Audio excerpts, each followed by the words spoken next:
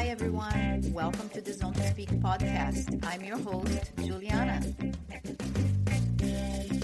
Hey, everyone. Before we dive in, a quick shout out to the amazing brands that I use and love. And the best part is when you shop with them, you are directly supporting this podcast so I can keep going. Here's the lineup. cyclist, smart pumps for the perfect tire pressure. Down the road, cycling apparel that looks good and performs. New Zest, clean, plant-based protein and nutrition. Oleos, wellness shots with adaptogens and neurotropics for energy, focus, and recovery. Code Age, high-quality supplements like multivitamins, creatine, and collagen. Loop earplugs for travel, sleep, recovery, and noise control. Clearly Not Coffee, a smooth, caffeine-free energy alternative. Heal, quick, plant-based meals for busy or bikepacking days. Shocks, open-ear headphones that keep you safe while training. Frey skincare designed for active people and sweaty rides. All the links, discounts, and codes are in the episode description, so check them out, grab some great deals, and know you're helping keep Zone to Speak rolling. Now, let's get into the episode. All right. In this episode of Zone to Speak, we head to the roads of Saudi Arabia with cyclist and endurance athlete Waleed Mohammed. Waleed has built an inspiring presence in the endurance community, sharing his passion for long rides, desert landscapes, and the evolving cycling culture in the Kingdom of Saudi Arabia. From group rides under the Arabian sun to the grueling solo efforts across remote terrain. Waleed offers a unique window into a cycling scene that's rapidly growing, yet still largely untold on the global stage. We will talk about how he got started, what it means to train and race in Saudi Arabia, the community that's forming around the sport, and what excites him about the future in cycling in the region. Whether you are into endurance riding, curious about international cultures, or just love a good story from the saddle, this one is for you. Waleed, welcome to Zone to Speak. Thank you very much, Juliana. Thank you for this introduction. So happy to have you here. We met in Biking Man Brazil, and we kept on passing each other day one and day two until I think day three is when I stopped. And I was really following you, and it was so nice to see you finish that race. It was a tough one. But before all that, what first got you into cycling? Was there a moment or influence that pulled you into the sport? First of all, I started cycling, I will say recently, just new to cycling, probably like around 2015, 2016. That's when I first started cycling. Actually, when I first started, I was looking at the people who are doing a lot of tours and cycling. And I can name like the master of them. One guy is called Darren Alf. He has a website, or he has a website. He has a book. He has a lot of things about cycling and touring. And he has a YouTube channel that he teaches cycling like step by step. It's called the Bicycle Touring Pro. He teaches everything. He's really thorough about everything and cycling, and especially touring part. Wow, how So cool. I was really passionate about what he's doing and all of the places that he visits, and he's been doing it for like 16 or 17 years at that time. So my first thing going into cycling is just I just want to see the world on two wheels. I don't really want to see it in the car, because you're not going to see the same thing that you're going to see when you're on a bike. When you're on a bike, you see things are totally different, totally new, like as is, that I can say. Like, it's the car, Yeah. you just go fly by it. When you're on the bike, you can see the tree, how it's made. You can see the house, how it's built. You can see everything as is. It's not Yeah. like You are on the more car, you just pass immersed by in the things. culture. Yes, yes. And you can see the people, you can stop and you can talk to them, and you can, you know, uh, touring on a bicycle is something else. So probably one of the things that made me go into cycling or think or consider cycling was the touring on two bikes. Then I stumbled in one Saudi guy. His name is Umar Al Umair. He actually, this guy is really interesting. He first started his solo cycling in Saudi Arabia, and then he went to the Gulf states, and then after that he went all around the world. He did it like in parts. He did not do it like in one shot. The first shot was like from here to Iraq, and then he did another tour to Europe, and then another tour to America, and then another tour to Asia. So he kind of did it in like three or four That's tours, nice but to he break it finished down the so you have the, yeah, yeah, manage the yeah. time Because better. Yeah. he was working at that time and also doing the tour. So he just where Yeah. he stopped, he will come back again and just start doing it. And he had a vlog on YouTube, and it was really interesting to see everything about his trips and everything that he's doing. These kind of things kind of like inspired me of cycling. In 2000 and probably my first bike was a touring bike actually. It was from Trek. It was a 720 touring Wow. bike. Yeah. So I got into cycling to tour, not to race or do anything, like that. It's just touring. I just want to enjoy. So I said, you know what? Instead of going deep inside and, let me try something else. So I did these organized tours where they take you, from one place to Right. another, and then it's fully organized. Yeah. So I did probably two of those, one in Thailand and one in Sri Lanka 16 Cool. and 2018. They were really good. But I will say these are the luxury type of touring. So you do like Yes. probably like 40 or 50 kilometer, maybe 100 a day, the max. And you just enjoy it. You have the food, you have everything.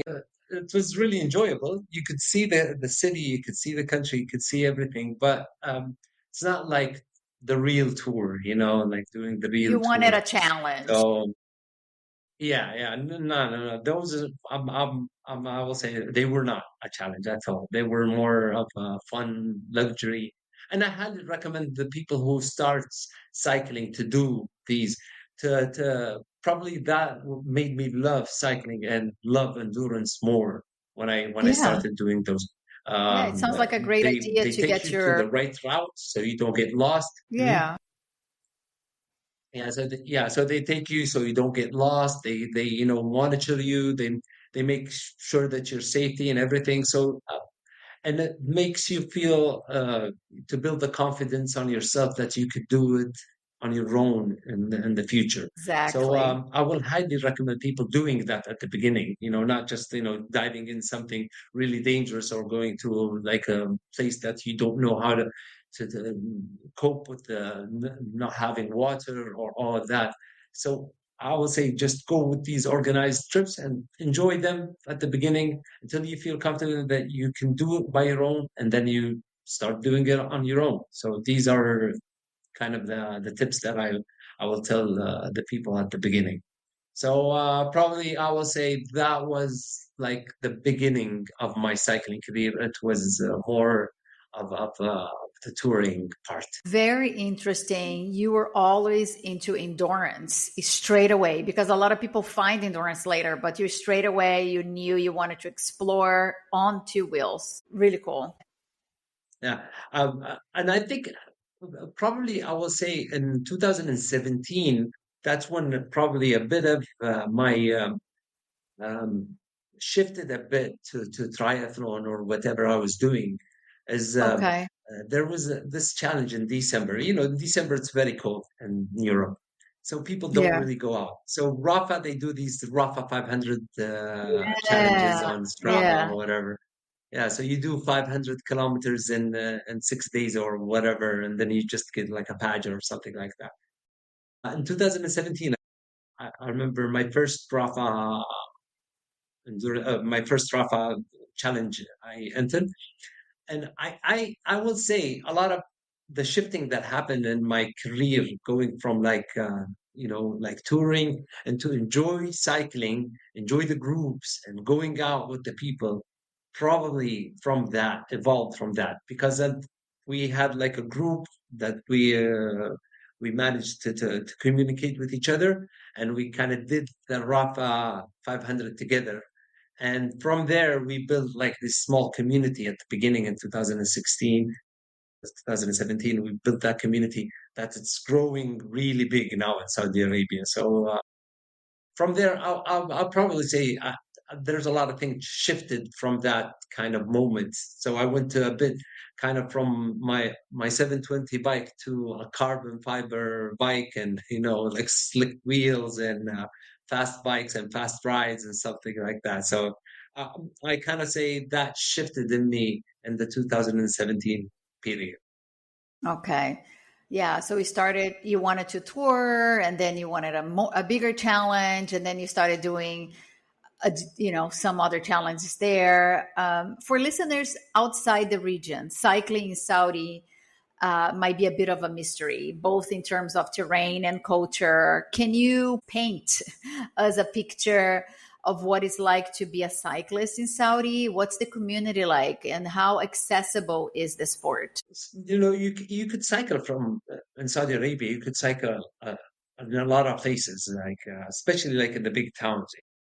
You will find a road or a route that does not have a lot of commuters and people going on it. So you can find some places to do that, but there is really a good and bad in that. In Saudi Arabia, sometimes there are traffic that kind of and rush hours that kind of like make you don't really want to go in the streets at that time. And also, to be honest, there's a lot of naive drivers like crazy and going wild, and you have to be very, very, very careful, going out in the streets, like in the normal streets.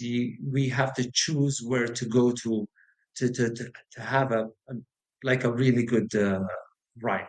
So there is, to be honest, not a lot of places to to, to go to all the time, but there you can find a place in a certain time that you go to.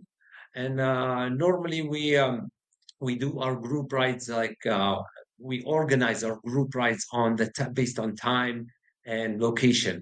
So we will choose a really good time and a good location on that time to go to hit the road. And normally we also encourage people that are cycling to have a support car with them, so that would be safe for them and for the cyclist in the group. So we always do that, and that's kind of the norm over here. So it's it, it's growing. People are kind of knowing, though people the drivers know the rights for cyclists, but we still care about our cyclists, so we encourage people to go by to have a support car with them and cycling in the roads. That's great to hear. Cultural change takes time sometimes, and it's great to hear. A question that I'm sure listeners will want to know: are there women joining those rides? Can they go with regular cycling gear? Yeah, yeah. uh, there's a really funny story in 2020. There's a British lady. She was born here in Saudi Arabia. Her name is Nasima. Okay. And Nasima, her father used to be a doctor working in Saudi Arabia, and she was born at that time. Her father, sorry, passed away, and she had to come to finish some paperwork here in Saudi Arabia. And she's a cyclist. Her and her husband, his name is Henry, they have a manufacturer of bikes in Britain. It's called Windy Milla. It's Wow. one of the manufactured bikes, and it's a custom made bikes. So they do custom made bikes and UK.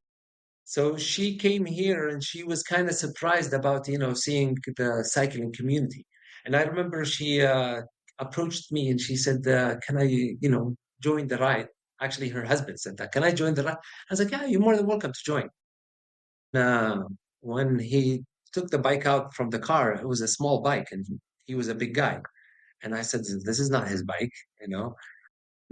Like 5 minutes later, Nasim is on the bike and she's coming to us, and it was like one of kind of like awkward situation, like, all guys ride and this girl comes in. And I was like, yeah, you're more than welcome. Come in. We like it. And she came. So, I started talking with her and I said, you know what? The first cycling race for amateurs is next week. Are you going to be here? And she's like, yeah, I'm going to be here. And I was like, okay, here, I'll send you the link. And I sent her the link. And she participated in that race. And that time, I remember there was like 5 Saudi women in the race, and the other maybe 15 girls were from Europe or Asia or from, and she Wow. participated in that race and she took like third place. Uh, uh, the thing is, the moral of the story is like there were only like 5 Saudi girls at that time when she participated in the race. That was in 2020. On 2021, there's 18 girls that participate as Saudis. And 25 now, there's like more than 30 girls participate in Amazing. the amateur. That's not like the pros. The pro we have plenty of girls. That's like amateur girls. So Wow. So you're I say almost it's doubling evolving. the amount. Women are getting in. Yes, yes. In 2018, I remember that's when the first female groups starts, especially here in the eastern province of Saudi Arabia. There was a group, it's called Wings. They were probably like 6 girls. They had a coach and they were training by their own. And I think that was like one of the things that made a lot of girls be encouraged to join uh, the group. And after that, more and more girls came in, uh, uh, and it's growing. It's really growing. It's really growing. We have in Riyadh there is this group. It's called RCC, Riyadh Cycling Club. Uh, the founder of the club, Princess Misha'al, she was one day a committee for the female in the Saudi Federation, the Saudi Cycling Federation. She was responsible for the female committee over there. And I will tell you, when you open their website or on their social media, you will find like more than 20, 30 girls in each ride. So, it's really Wow. evolving. That's It's really incredible. evolving. Yes. Yes. Yeah. So, yeah, we're happy to see that. And it's getting there. It's getting there. It's really getting there. Yeah. You could see it year by year. There's more cyclists, female cyclists in the sport. So that's really good. Wonderful. Wonderful. And I believe you are working closely with the Saudi Cycling Federation. They have had a major campaign, Ride for Life, aiming to get more people across the kingdom on bikes for better health and well being. Um, do you know what was the motivation behind the campaign? What kind of response has been received from the public? And can you share a little bit of how are you working with the Saudi Cycling Federation? Yes. So, probably 2019, there was a tragic accident that happened for one cyclist in Jeddah. So, it kind of triggered us, yeah, to find something to do it for the community. So, I kind of at that time I kind of like started doing a video because unfortunately the cyclist was wrong on that accident. It was not the driver; it was the cyclist because he was not obeying the law. He was at So the we wrong road or yeah, something like that. Okay. yeah, he was on a wrong road, wrong way, and that's what happened to him. And he collided with another car, and unfortunately he passed away. So we started doing this video that probably in 2 minutes that we show all the laws for cycling, and we promoted that video and we made really good uh, uh, clear to the audience how you cycle, how do you obey the law, and everything that is related to that. So it's safe for the cyclist and for the law enforcement to show the cyclist who's doing something wrong. This is, and we presented that to the Ministry of Interior, and actually it got on their website, and they put it on the website. So it was published from their website, or from their account. Yeah. So after we did that, that's the short video, and it got published from the Ministry of Interior. Uh, we communicated with the federation, and they said that we have to do something for the community, and that's when they first started doing uh, the social part of the federation for the meters and the people who are, the meter cyclists, and so and everything that is uh, for the community, to give to the community. So they appointed me the head of the Eastern Province, and from there we started. It came kind of big. We did a lot of initiatives with with the schools, elementary schools, to teach them how to cycle, Yes. to people who are, people who are doing some drugs, or getting into rehab. So we kind of like bring them to that, and to some extent it worked, especially for the people who do the rehab. uh, we had more than probably like 10 people. Two of them succeed, and they had their real life.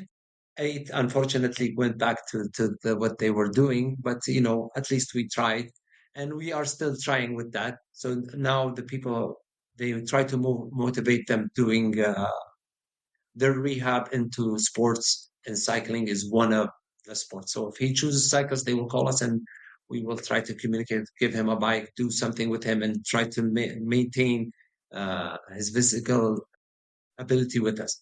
So that's kind of the social part that we are trying to deal with.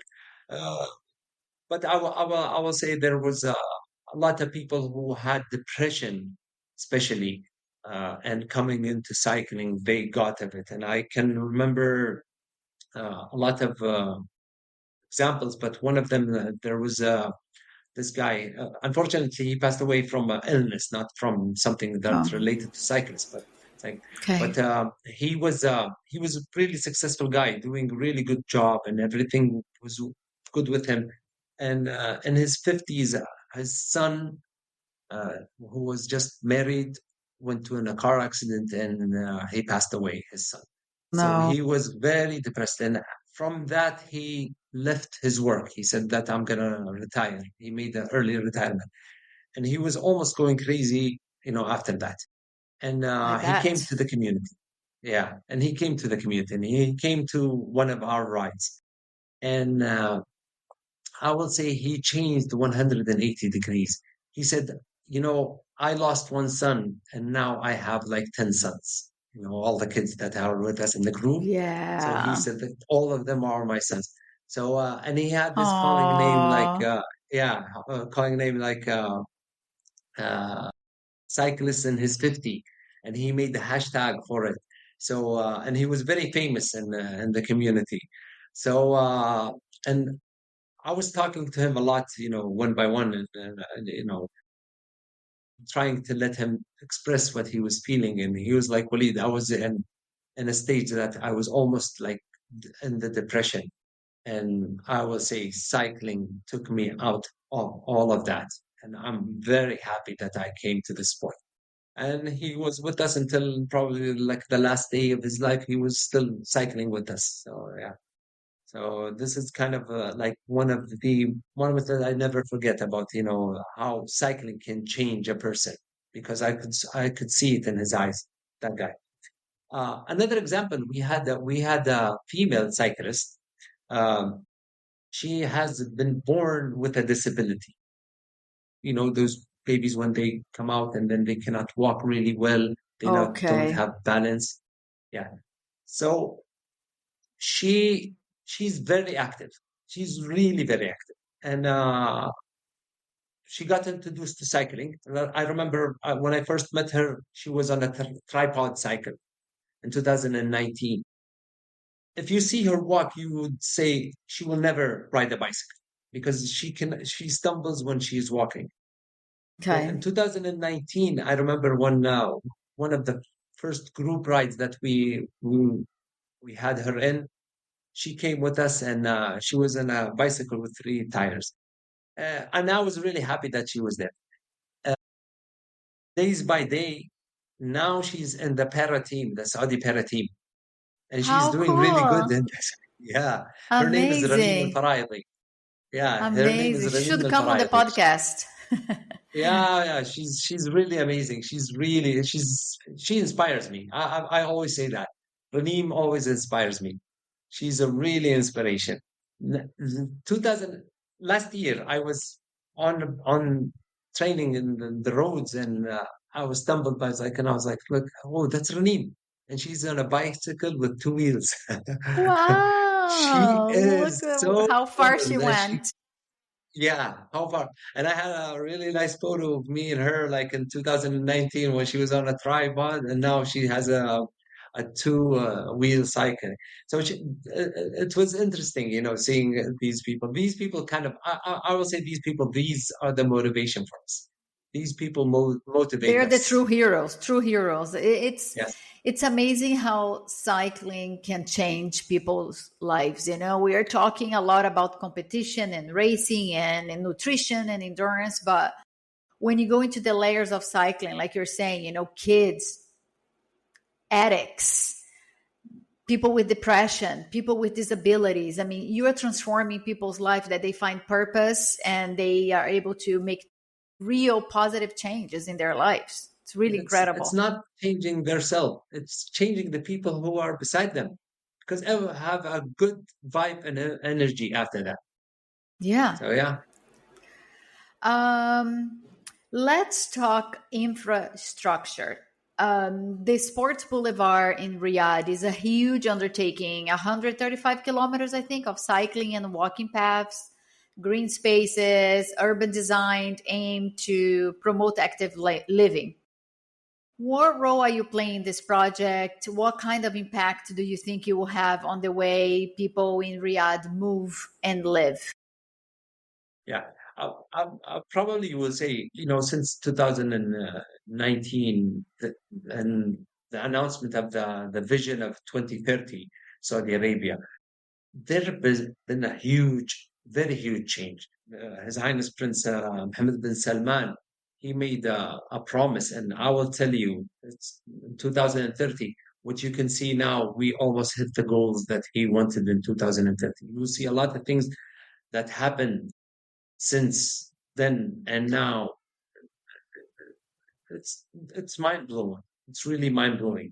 And I can name a lot of, like small things, like from sports, like the GDP of the Saudi, from uh, from sports by its own. It's grown to 1% just from sports. So it's a really huge thing that's coming to Saudi Arabia from 2.5 billion in 2019, now in 23 or 2024, 7 billion. And yeah, so there's a lot of things coming in sports to the. One of the things I remember when we go to Riyadh and do the marathon over there in 2020, I remember it was like several thousand. Last year, more than 40,000 participants. So you could see how huge the numbers are going. They say from 2015 until now, 149% growth of people uh, active and That's doing sports. huge. That's a big number. That's a big number. Yeah. That's a really big number. Yeah. We have more in 2023. We have 2024, we had more than 1,000 major events that happened in Saudi Arabia. Wow. Yeah, sports is evolving in Saudi Arabia. And to have people come and to have all these competitions, you need a really good baseline. And I think the sports boulevard is one of them, and it's really growing. So now phase one of the sports boulevard just finished, and it has more than 45 kilometers of like professional cycling paths. So you have 45 kilometers just for, like professional cycling. You have 15 kilometers of amateur cyclists, like beginners and kids and Okay. stuff like that. So we have 15 kilometers for them.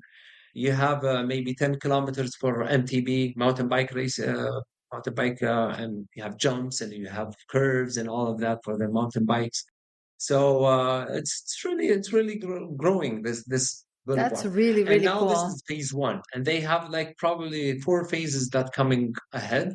So Wow. this first phase one is kind of successful now. So we're hoping for the other four phases to be finished. Yeah. Uh, but yeah, the problem here is probably the Saudi Arabia, and you probably saw it in UAE, is the weather. The weather is a factor that in the summertime it won't be as utilized as it is going to be like if it was in another country. Yeah. So, Yeah.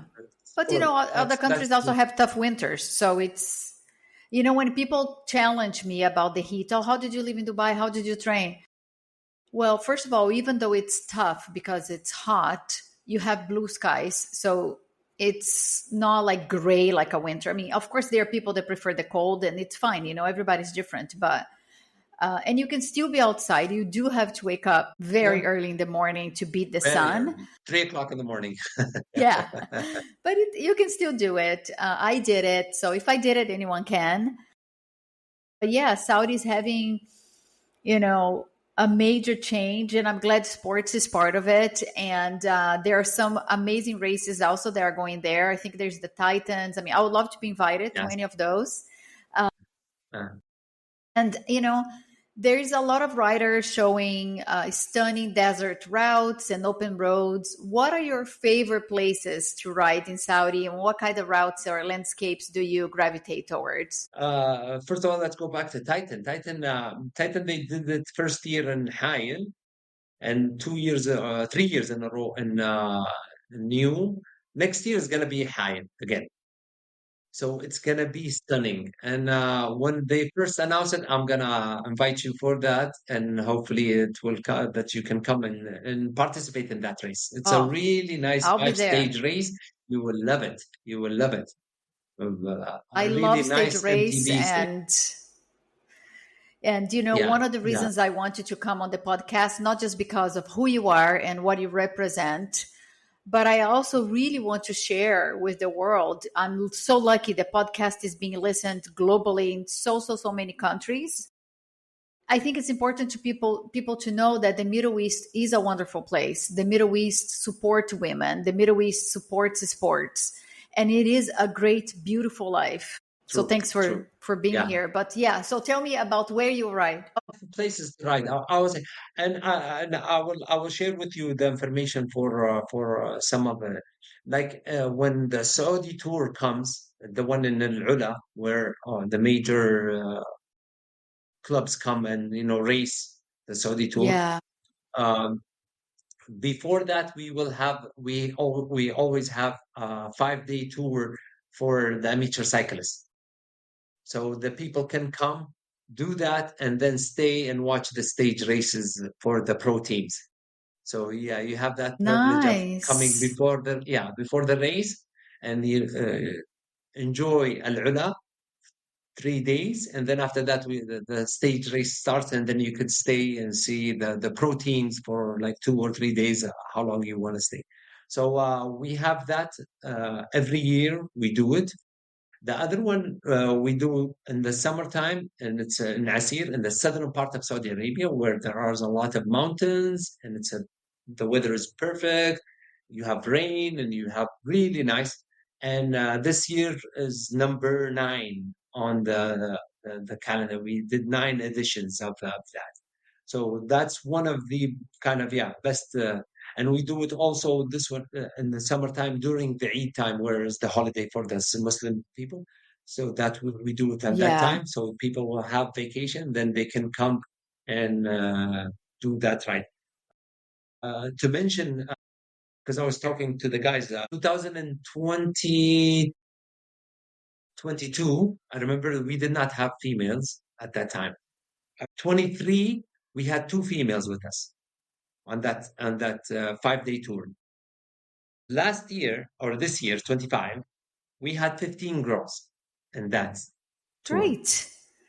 Yeah. Great. So That's a yeah, big so jump. it's really getting yeah, it's really getting involving with the female and it's a really good we have good routes.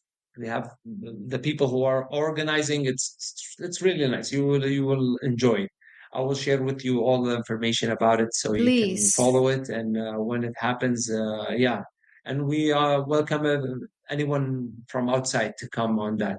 You will love it. You will see Saudi Arabia in the pure way because we had the schedule will be for the full day. So we wake up, we cycle, and then we do lunch together, and then we go and have coffee together, and then we have dinners together, and then after that, prepare for the next day. So it's a really Nice. good experience.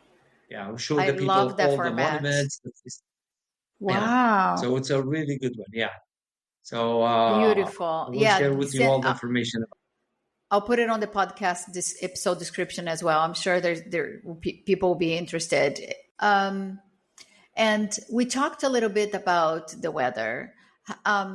With the intense heat, sometimes dry conditions, the environment can be challenged certain parts of the year.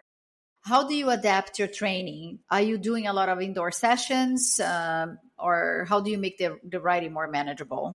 For me, no, I do all my trainings outdoor. I really don't do a lot of indoor training. Nice.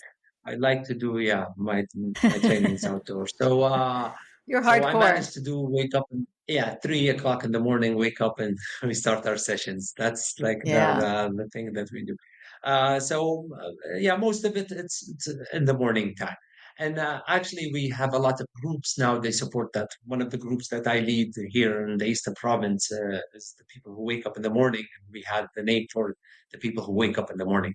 So we wake up in the morning and then we do it like after before the sunrise, and then we start training. We have several groups actually. Also do that. We have a group that's called Morning People. It's called like that, Morning People. So they all their trainings in the morning. So they also join us on the training on that matter. Also, the people I would say uh, the MTB people in the summertime, it's really good to go to the desert better than being on the asphalt and the heat of it. So in the desert, it's get a bit colder, cool. So the people MTB doing a lot of good job on that side uh, as well, especially in Riyadh, where they have a lot of places where they can train. So most mainly it's in the morning time. And on the weekends, we do our long rides. We are privileged to have supporters like Wheels here in Saudi Arabia. They're the dealer for Trek bikes. They do every weekend long rides with the groups who are based in the Eastern Province or in Riyadh or in Jeddah.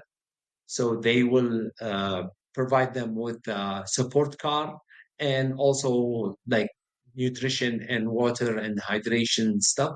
So every weekend we do like 100, 120 kilometers with the group uh, in the morning. So mainly our Amazing. training will be in the morning, especially in the summertime. But when it gets winter, no, we can train anytime. And it's really nice to train in Saudi Arabia in the winter. You will love it. Yeah.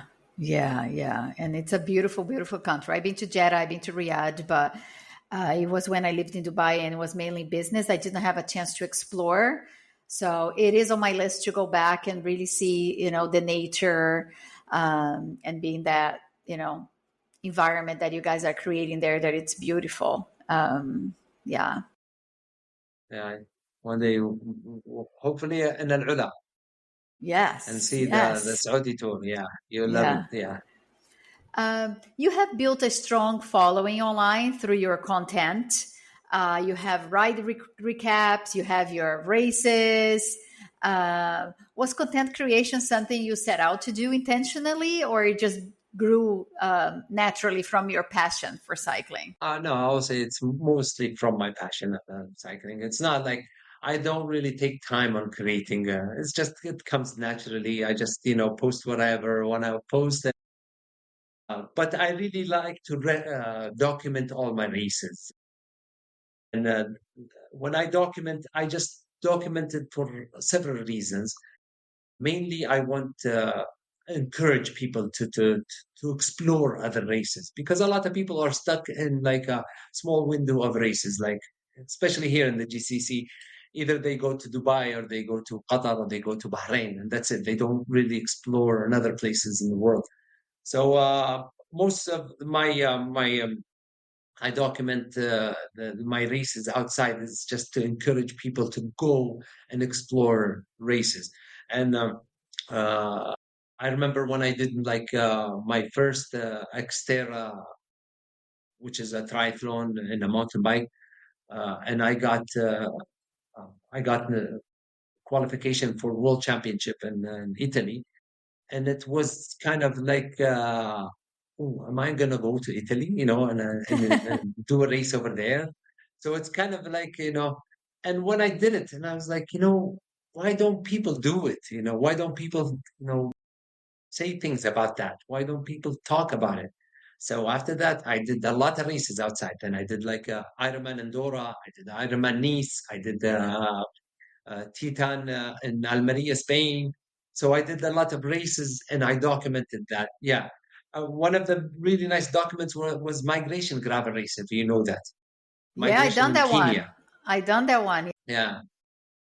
So that was like a race from another planet, I would say. Yep. So, Yeah. yeah. So Yeah, you are very, most of very these kind adventurous. most of these kind of like races, I document what I so I can encourage people to get out there and do races out of the places that they're normally to do. And actually, the last one was Biking Man Brazil. I collaborated with a doctor. Her name is Muna Shahab. She's a psychologist, and I said, Muna, it's not. I documented a lot of races, but this time I don't really want to document as a race. I don't want to make this one as a people to refer if you have depression, let's say, or if you have Yeah. something wrong with you. So I gave her my script or what I had in the race, what happened in Biking Man Brazil, and she will take from it all the things that are psychology important, and then she wrote her part. So it was a small Wow. booklet that I share what I was, encountering in Brazil, and I let Munash have put her things as her profession in, how cycling can mentally change you. And it was in this small booklet. There's an online version of it. You can find it. Okay. Uh, Send me the link. I would love to have a look, and I'm sure people would love that to have a look at that as well. It sounds very, very interesting that, she put your thought into a psychological perspective and put it into words. That's really interesting. I haven't seen that before. yeah. So that's kind of one of that was my latest document about a race, and hopefully it will help somebody. I'm hoping it will help somebody, and that kind of side of. So yeah. I'm sure it will. I'm sure it will. And I'm excited to read it and share with the listeners. Yeah, you have done incredible long rides and races, so many adventures. What is a typical cycling weekend for you, like comfort zone? Can you share a ride experience that is especially meaning or test you? Um, I will say there were probably two that I really kind of always put in my mind. I remember when I was qualified to the Xterra in Italy. I was fairly new on the mountain bike at that time. I really kind of like could not know how to control the bike as you know. And the terrain was so different from the terrain that I'm used to, either here or Dubai when I trained. So when I went to Italy, I remember that the course was 32 kilometers and it's like 16 kilometers each loop. I remember when I took the first loop, I was terrified. I was like, what did I put myself in? Will I continue this race or not? Because it was so difficult because we don't Wow. have trees here. So when you Yeah. stumble on a root of a tree, the bike will slip. So, and I slipped and I fell down, you know. So I was Mm. like, there was a lot of things that are not as I'm used to do. So it Yeah, was you very didn't train terrifying. for it. And yeah, and I will tell you, the World Championship Xterra is not a joke. It's a really, it's I really, bet. you know, yeah, a good, really good race. So I probably say when I finished the bike part of it, which was normally the bike part is my favorite in all the triathlons that I did.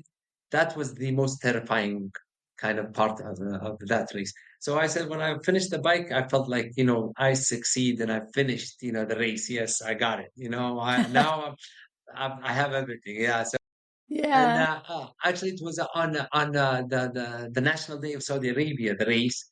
So I remember had this beautiful picture when I had the flag and the Dolomites behind me, and I'm finished, almost finished the race, on the National Day of Saudi Arabia. So that was Wow. probably a Magical. moment of pride for me.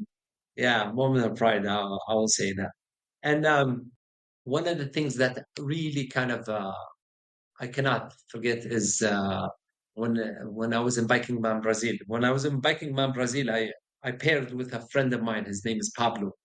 Pablo is a Bolivian guy. He's from Bolivia, and he used to work in Saudi Arabia. And now he's abroad.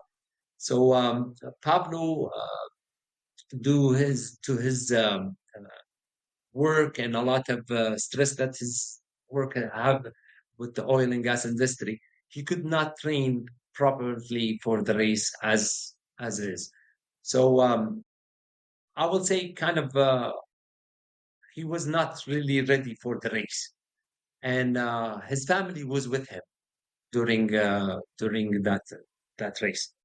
So I remember he said that, Walid, I want to quit, and for me was quit was not an option. So I was like, Pablo, no, you're not gonna quit. And I remember I did everything in my knowledge and the way to persuade him to stay. And I did not want to put his family, uh, using the card of his family until the end. So I did everything until I was like, hey, what are you gonna look at your family? Your son has to be proud of you, finishing the race. I was like, no, let my son know that part of success is failing. So it's okay. Okay. And Makes for sense. me at that time, I did not hear that. I was just listening to the things that I want to listen to. I wanted him to continue with me. So he was like, said, "Well, no, I'm done. I'm done." He called his family. He was like, Walid, I quitted this race because of my family, because I want to spend time with them. If I'm on this race, I'm not going to spend time with them. And I'm suffering and I'm not. So let me go spend at least a good time with my family. And I remember after I finished, left Pablo and went on the race, and I was like thinking about his words, and I was like, he was right. He was right. He was teaching his son something from another angle that I never saw. So, Yeah. so these are the some of the moments of that I will never forget, and I'm proud to have Pablo as a friend, and and teaching me every day some things that I really don't consider. So these kind of like things that I really don't forget. Thanks for sharing that. That was very beautiful. And I think it's so powerful that, you were able to have a reflection on something that wasn't resonating with you. But after you had the reflection, you understand his point of view and even learned from. Um, Yes, of course, we all want to make our kids, family, friends proud and have accomplishments, but I think it's also part of the journey. Speaking from someone who has already DNF as well, and I DNF on that race as well. Yeah, I think it's important also that this can also be part of the journey. Failure is also part of the journey, and sometimes it's not. I mean, what's the definition of failure? Sometimes you do have to stop, and that's the best I would decision. say it's And if not that's the best failure. decision, It's it's not it's more failure. more a learn. Exactly. It's a Yeah. lesson learned. It's a lesson learned. Yeah. It's not failure. It's a Yeah. lesson learned. Now you know Yeah. what to do to not fail again. So it's a lesson Yeah. learned. Yeah. Put Agree. it that way Agree. better. Yeah. So yeah. And looking ahead, um, whether it's a race or an adventure or you're riding with your crew, what are the most exciting? I mean, what are you most exciting about cycling? Are there any big things coming up? What are you looking forward to? I really am looking at, yeah, I kind of like the mountain bike side of cycling and also the gravel side of cycling. So these two parts are really getting getting me fused a bit, and I kind of like that. So probably I will say one of the things is the epics, doing one of the epics. And if I do Oh, that, then I'll go to the other one. So either I'm going to do the Swiss or the Andorra or the Four Island Croatia. Island Croatia is one of like a bucket list thing. It's really beautiful. It's really beautiful. So I'm planning to do one of the epics and see myself if I can do the Cape Epic or not. So I'll test my limit on those epics first and then see the Cape Epic. So that's kind of one of the things that I really want to do.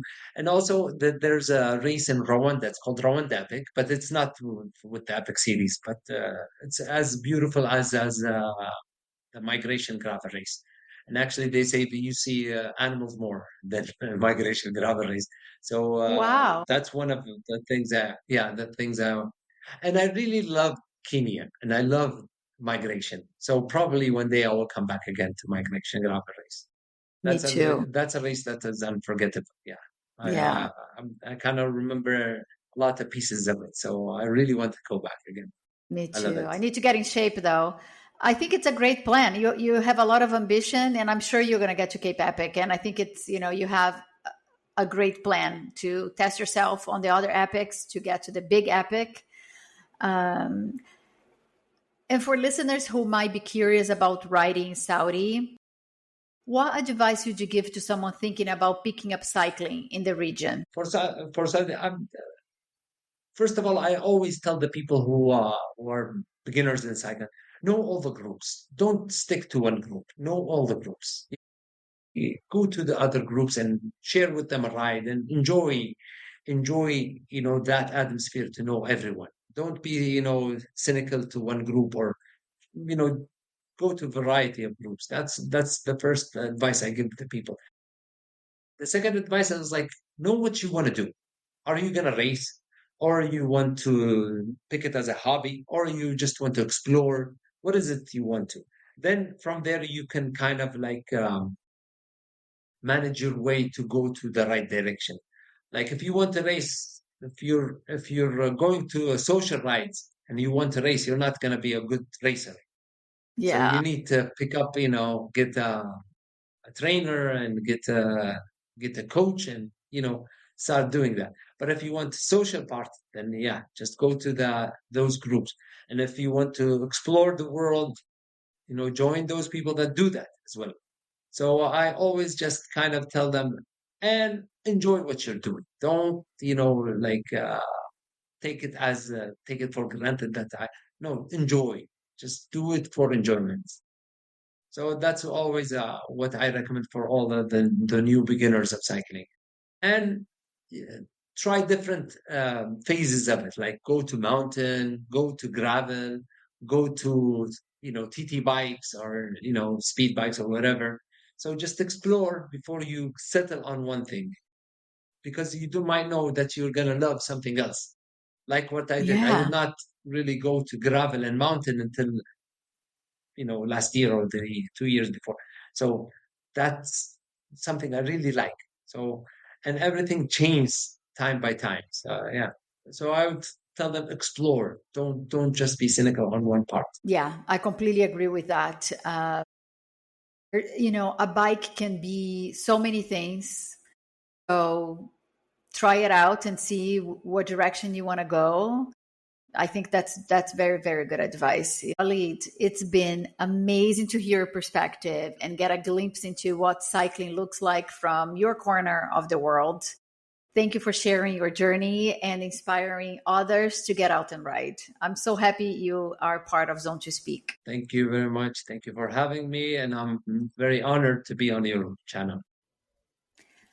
This episode of Zone to Speak is supported by Peloton, the ultimate sunscreen for athletes.